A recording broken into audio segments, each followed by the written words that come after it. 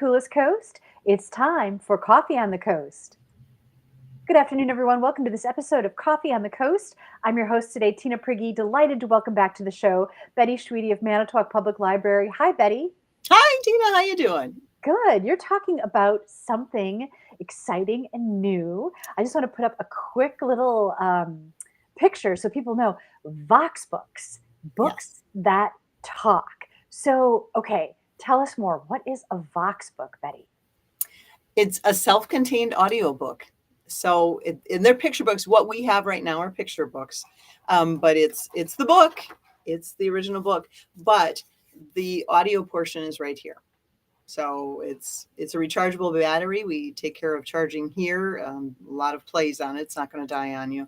And then it follows along. There have been recorded books like this for a long time, and we've had the book and CD. Well, nobody has a disc player anymore. So this is the new media, which are really fun and cool. And we've got, I believe, about a dozen titles. So kids may know The Bad Seed. That's just a great one.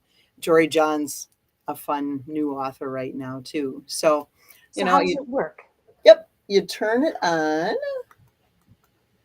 and it's got the play, pause, volume, and you can move through the pages as well. So you can. And I just wanted to ask, so in this picture, this little girl's got headphones on. Does it also work with headphones? Yep. It has a headphone jack on the side as well. But you don't need, turn it up a little for you. VOX Books are books that talk. VOX Books presents So The Bad Seed by we can Jono. move through a couple pages. The Bad Seed. The Bad Seed. And it tells you ahead of time that's the sound. Yeah, So it's true. The other seeds, they look at me and they say, yeah. So the crunch, crunch, crunch sound was the indication to turn the page. Yep, the crunch is the sound. And so there are different ones. So I believe Cranky has like an engine revving sound, or the machine sound, and Duck and Goose is a duck quacking sound. So they tell you ahead of time, when you hear this, turn the page. So and you follow through. So. And you said there's a pause button too. So if somebody wanted to linger a little longer on the page, or maybe try reading it themselves or something. Yes. So there's a pause, and you can move forward and back. So you're like, oh, wait a minute, let's go back a couple pages, or, and of course you can start over too. So if someone wants to listen and then read it through, or like you said, page at a time, read it on their own. Yeah. And that's awesome, because then a child is hearing the book being read, but it doesn't require somebody else to necessarily read the book to them. Sure. Oh, yes. And different voices are just more engaging. Sometimes it's more fun. It's absolutely, love of reading starts on a parent's lap or an adult's lap, right? That's part of it. But this is just another venue, another way to keep attention, make it fun, engaging, and hear a different fluent reader. The parents, I know I kind of go in the same groove for voices or pacing and that kind of thing, but they're going to hear another performer fluently reading. So early reader is going to hear the fluent reading, and a little one, not a pre-reader, is just going to enjoy a story with the different voices and the performance of it as well. And I like that you're saying performance. So it's not just that it's being read, but it's actually being performed. Oh, yes, definitely. If adults listen to audiobooks, there's a variety of ways that they're made engaging, whether it's a cast of actors or someone that does a couple different voices really well. If it happens to add any sort of sound effects or anything like that, which the books have, sound effects added in also once in a while too. So I've come across some stinkers too that I've been like, I cannot listen to this. Like, nice try, but nope, done. I hear you. I think that happens too. So, and if that's one, then the parent can read the book on their own. They don't have to have the audio part of it either. You can still enjoy. I'm sure with the VOX books, that's probably not the case. I feel like these are probably older audiobooks before there was really that appreciation for the performance of them. Yes. What I like about adult audiobooks is that you can speed them up and I don't have to listen to the slow reader performance.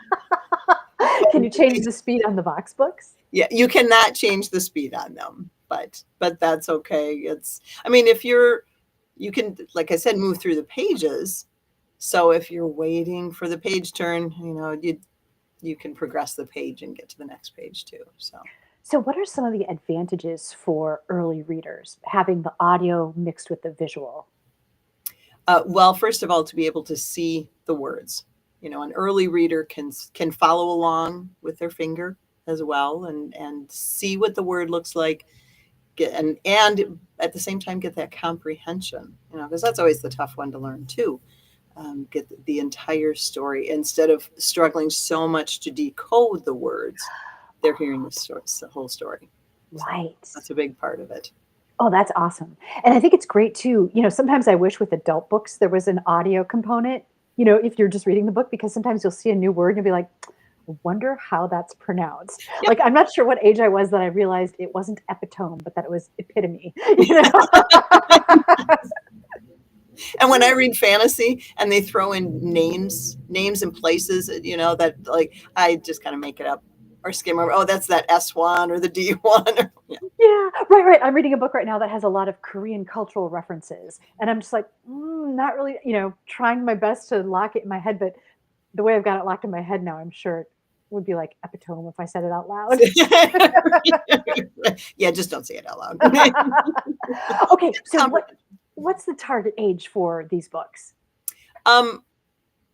Pre-readers, I would say maybe ages 2 through any kid that enjoys picture books. I mean, I think picture books are the best books in the library, really. And there's so much in them.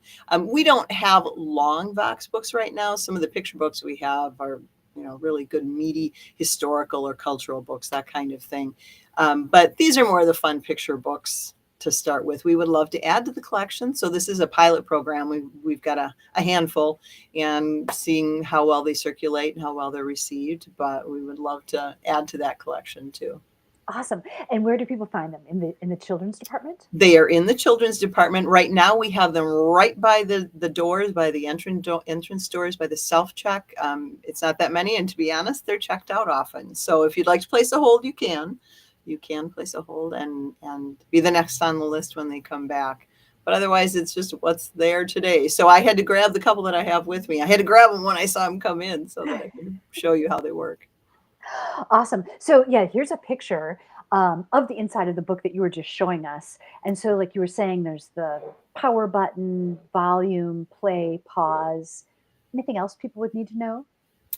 They're pretty basic. I mean, they give you that little overview instructions in there with what's what, but they're a very basic device, if you want to call it that. And they'll catch on easy. And the kids will be able to, once the kids do it, see it a couple times on their own, they'll be able to play it on their own too. So yeah, it's fantastic. It's a fantastic development.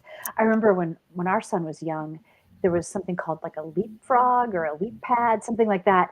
And you took a paper book and you put it into this little computerized kind of device, and you had to use a pen so it knew what the book was, but it would read along, and you could like touch a word and it would repeat it for you. And it was just it made reading fascinating and fun, and it helped him figure it out, right? Because you could hear it along with seeing it. Yeah. Oh, absolutely. One more connection, that learning is such a chain from what we see and hear and experience. And the more of that you can engage at the same time, the stronger that learning and memory is going to stick. So yeah, awesome. And the big advantage for parents these days is with the VOX books, you can use headsets. So yes. Back in the day, you couldn't use it. So you had to just ad nauseum as the parent hear it over and over. Like, I know you're learning, but I don't know if I can hear this story one more time. I know all the songs in that one, Yeah. Very cool. So if somebody was going to place a hold, for example, online, does it distinguish whether it's a VOX book?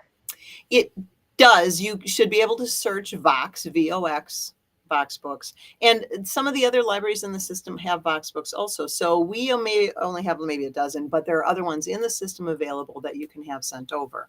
So there are some other titles as well. So you can search Vox, but the title should come up separately listed, whether it's a Vox or a picture book or other. Awesome. Man, I'm so impressed with all of the new things that our library is constantly pursuing to just make life better for all of us in this city. Thank you. Yeah, it's always changing. Nothing is static at the library. Anything else you want people to know about Vox Books? No, come and check them out. Look online, come and check them out, see how they work. And, it's a partner also with the Playaways. And we've talked about Playaways before too, which doesn't have the physical book included. So this is, before that even.